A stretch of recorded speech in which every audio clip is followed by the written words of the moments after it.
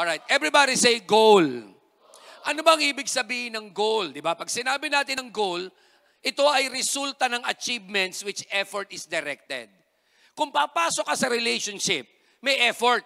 Pero bago mag-effort, mag-goal. Hindi ito nakukuha ng, in love ako ngayon. Bakit? Kasi there are bees on my head and butterflies on my stomach. Kumukulo ang tiyan ko pag nakikita ko siya. Nagtataik ka. Wala akong kausap dito. Naintindihan niyo ako? Hindi yun ang palatandaan na umiibig ka. There is a goal. There is an achievement. There is a result. There is an effort. O, sample natin ha. I have a question. Lahat na may boyfriend dito. Ba't kayo nag-boyfriend? Di ba ganito dapat ang goal? Di ba pagka pumasok ka sa relationship, ang goal ay wedding?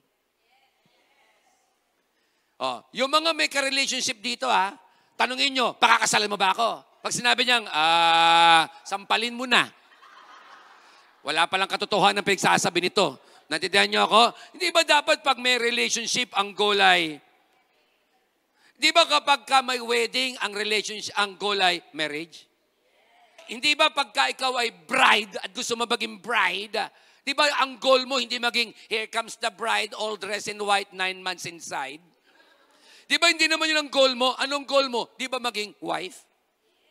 Yung iba, eto, magpapakasal, tapos magpakasal, ang hirap palang mag-asawa. Kasi nga ang goal mo, makasal, hindi maging wife. Walang kausap.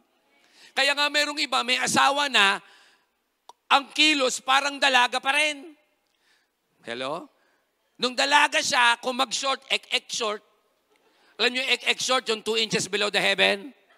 Yung mas mahaba pa yung bulsa kesa sa short. Wala akong kausap dito. Diba? Tapos nag-asawa ka ngayon, sasabihin mo, ganito mo ako napulot, kaya pagtsagaan mo ako. Ay, hindi ganun ha. Oh, hindi ganun yun ha.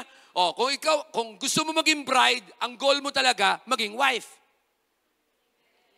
Kung gusto mo maging groom, ang goal mo, maging husband. Itong problema, may asawa ka na, para ka pa rin binata. Awit.